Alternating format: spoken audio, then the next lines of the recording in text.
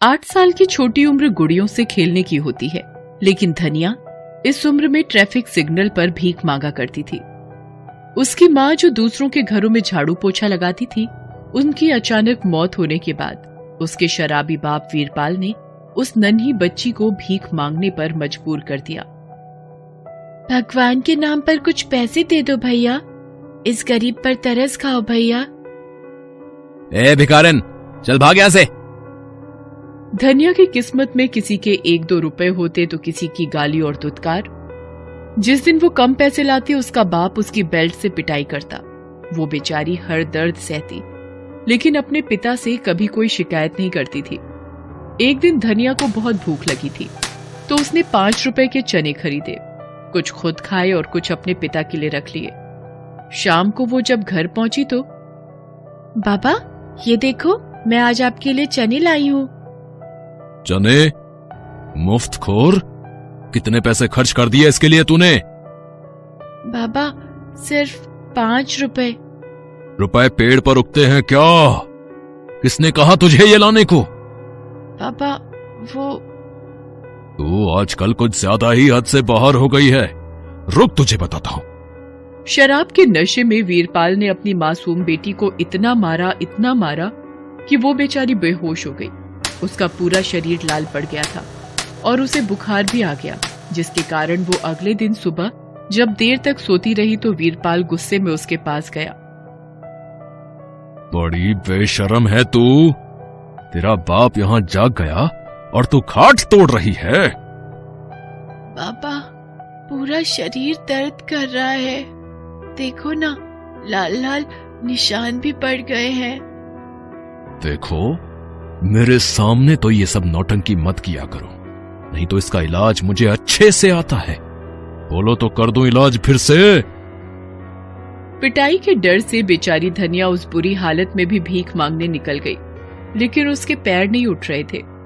थोड़ी ही देर में उसे चक्कर आ गया और वो रास्ते में बेहोश होकर गिर गई। उस रास्ते से न जाने कितने लोग गुजरे, लेकिन ज्यादातर लोग उसे अनदेखा कर निकल गए। हालांकि कुछ लोगों ने उसे कुछ पैसे भी दिए। उन पैसों से वो बाप के लिए शराब खरीद कर ले गई। समय यूं ही बीतता रहा। धनिया कभी आधे पेट तो कभी खाली पेट रहकर अपने पिता की शराब की जरूरत पूरी करती रही। समय तेजी से बीत रहा था। धनिया की उम्र अब 17 साल की हो गई थी। अब वो अपनी माँ की तरह ही लोगों के घर जाकर झाड़ू पोछा किया करती। एक दिन जब वो दूसरे के यहाँ काम करने जा रही थी, तो वीरपाल का मुंबई में रहने वाला दोस्त कुंवरपाल अपनी लंबी सी कार से उसके घर आया। वो धनिया को अजीब नजरों से घूर रहा था। और भाई कुंवरपाल, मुंबई जाकर तो तू सेठ हो गया। ये कपड़े, ये स्टाइल, ये तेरी गाड़ी, अरे लॉटरी लग गई क्या भाई तेरी? अरे कोई लॉटरी नहीं, मेहनत की कमाई है भाई। कुंवरपाल, तेरे साथ पिए हुए बहुत दिन हो गए भाई। चल मंडली जमाते हैं। ओए, मैं तेरे जैसी देसी नहीं पीता, इंग्लिश पीता हूँ, इंग्लिश है। चल तू मेरे साथ चल, आज मैं तेरे को पिलाऊंगा और मस्त खाना भी खिलाऊंगा। चल भाई, ये इंग्लिश दारू तो मस्त है। तू चाहे तो ऐसी इंग्लिश दारू तू भी पी सकता है। अरे तुझे चढ़ गई है क्या? मैं कहां से पीऊंगा ऐसी महंगी शराब? देख भाई, तू मेरा बचपन का यार है, मैं तेरे भले की ही बात बोलूंगा। तू अपनी धनिया की शादी कर दे। तेरा दिमाग खराब है क्या? उसकी शादी कर दूंगा तो मेरा घर कौन चलाएगा? मेरी दारू का खर्चा कौन उठाएगा? अरे पहले सुन तो, मेरे साथ मुंबई से मेरा एक पार्टनर मनीष भी आया है। वो बहुत अमीर है। उसने तेरी बेटी धनिया को देखा भी है, वो उसे बहुत पसंद है। मैं उससे तेरी बेटी की शादी करवा देता हूँ। वो तुझे बदले में 5 लाख रुपए देगा। 5 लाख? शादी के लिए? देख, उसे गांव की लड़की से ही शादी करनी है, इसलिए वो पैसे दे रहा है। तुझे मंजूर है तो बोल, नहीं तो और भी रिश्ते हैं। धनिया की शादी मनीष से हो गई। मनीष ने 5 लाख रुपए वीरपाल को दे दिए। 2 दिन बाद मनीष धनिया को ट्रेन से मुंबई लेकर चला गया।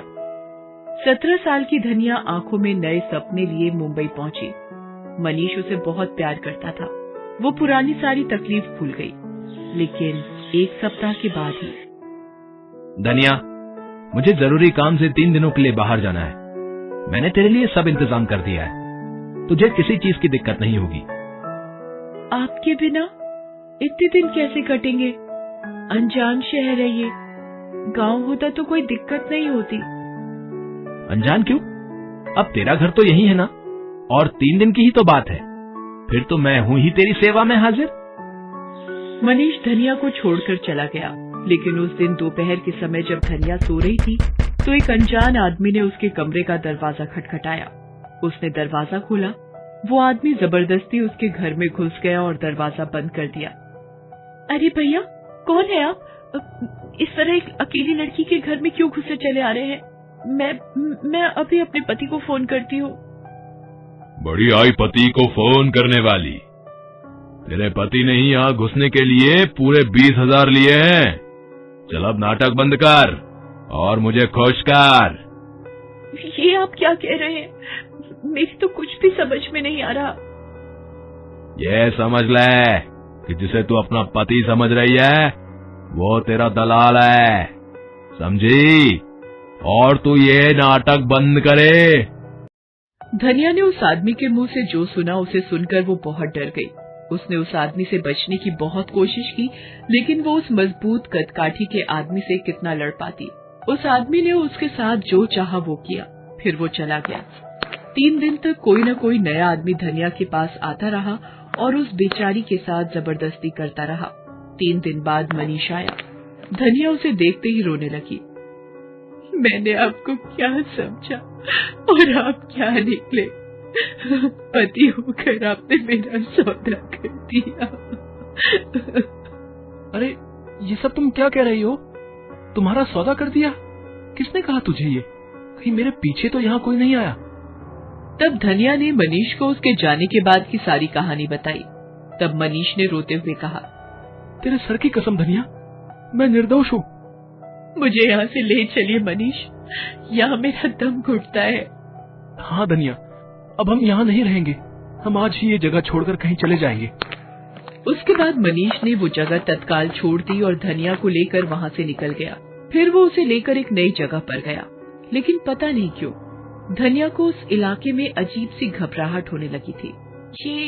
ये आप कहाँ ले आए?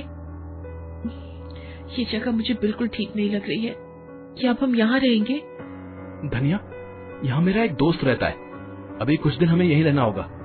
तुम थोड़ी देर यहाँ रुको, मैं उसे बाहर लेकर आता हूँ। उसके बाद मनीष एक बड़े से घर के अंदर गया। उसने धनिया को बाहर ही इंतजार करने के लिए कहा। असल में मनीष धनिया को कोठे पर बेचने लाया था। उसने 10 लाख में उसका सौदा कर दिया और पिछले रास्ते से वहाँ से निकल गया। धनिया बहुत देर तक उसका बाहर इंतजार करती रही, लेकिन वो नहीं आया। कुछ देर बाद कुछ बदमाश से दिखने वाले लोग बाहर आए और धनिया को पकड़कर अंदर ले जाने लगे। अरे अरे, मुझे आप लोग कहाँ ले जा रहे हैं? देखिए देखिए, ये घर मेरे पति के दोस्त का है। मैं आप लोगों की शिकायत करूंगी उनसे। छोड़ो मुझे। मनीष, मुझे बचाओ। वो गुंडे उसे पकड़कर अंदर ले गए। अंदर एक अजीब सी दुनिया थी। कई सारी लड़कियां अजीब स्थिति में इधर उधर घूम रही थी। तभी एक औरत जिसका नाम रीटा आंटी था, उसकी कड़कदार आवाज गूंजी। ए लड़की, अपना भोपू बंद कर, नहीं तो इतना मारूंगी कि मुंह से आवाज निकलनी ही बंद हो जाएगी। देखिए, मुझे छोड़ दीजिए। मुझे मेरे पति के पास जाने दीजिए। पति? तेरा पति तुझे 10 लाख में मुझे बेचकर चला गया। आज से मैं जो कहूंगी तुझे करना होगा, समझी? नहीं तो नरक क्या होता है वो तुझे यहीं देखने को मिल जाएगा। आज से तेरा काम है ग्राहकों को खुश करना, और वो कैसे करना है यहाँ की लड़कियां तुझे बता देंगी। धनिया सच में नरक में आ गई थी। यहाँ हर दिन कई सारे लोग उस असहाय लड़की के साथ जबरदस्ती करते और वो बेचारी सब कुछ सहती। उसे कई बार वहाँ से भागने का मन हुआ, लेकिन रीटा के गुंडे हमेशा सभी लड़कियों पर अपनी नजर बनाए रखते। धनिया एक लाश बनकर रह गई थी वहाँ, जिंदा लाश। उस 4 दीवारी में उसकी चीख गूंज कर रह जाती। दुख के बादल छटने का नाम ही नहीं ले रहे थे, लेकिन एक दिन ये बादल छटे। असल में हुआ ये कि एक दिन जब दोपहर में रीटा आंटी सो रही थी, तब वहाँ रोज की तरह सोहन चाय देने के लिए आया। उसने रीटा आंटी को सोता हुआ देखा तो वो सीधा धनिया के कमरे में चला गया और उसने धनिया को कहा, धनिया चल भाग चले यहाँ से चल। धनिया सुनकर हैरान थी, पर फिर भी उसने हिम्मत करके पूछा, आप कौन है? आप मुझे क्यों बचाना चाहते हैं? मैं सोहन चाय वाला हूँ और मैं तुमसे बहुत प्यार करता हूँ। मैंने तुम्हें जब पहली बार देखा था तभी से मैं तुमसे प्यार करता हूँ। मुझसे तुम्हारा दुख और कष्ट देखा नहीं जाता। मैं हमेशा से ही मौके की तलाश में था कि मैं तुम्हें यहाँ से कैसे आजाद कराऊं। पर हम यहाँ से भाग नहीं सकते क्योंकि रीटा आंटी के सभी गुंडों ने चारों तरफ से घेर रखा है। हर जाने आने वाले रास्ते पर आंटी जी के बहुत से गुंडे पहरा दे रहे हैं। हम पकड़े जाएंगे। ये लो। मोबाइल? ये किसका मोबाइल है? तुम कैसे इस जगह तक मोबाइल ले आए? ये मोबाइल तो रीटा आंटी का है। वो सो रही थी, मैं चुपचाप से ये मोबाइल उठा लाया। अब तुम जल्दी से पुलिस को फोन कर दो जिससे कि वो हमारी कुछ मदद कर सके। धनिया तुरंत फोन करके पुलिस को सब कुछ बता देती है और थोड़ी ही देर में पुलिस वहाँ पहुँच जाती है। कोई भी यहाँ से हिलने की कोशिश नहीं करेगा। हमने इस इलाके को चारों ओर से घेर लिया है। पुलिस रीटा आंटी और उसके गुंडों को पकड़ कर ले गई। वहाँ पर कई सारी बंधक लड़कियों को पुलिस ने छुड़वाया। धनिया अब एक नारी निकेतन में रहती है। वो वहाँ सिलाई सीख रही है। ये सीख कर वो लोगों के कपड़े सिलेगी, लेकिन अपने जीवन और किस्मत का फटा शायद वो कभी सी नहीं पाएगी। हेलो दोस्तों, कैसे हैं आप सब? हमारी कहानियाँ देखने के लिए हमारे चैनल को सब्सक्राइब कीजिए और हाँ, बेल आइकॉन पर क्लिक करना मत भूलिएगा।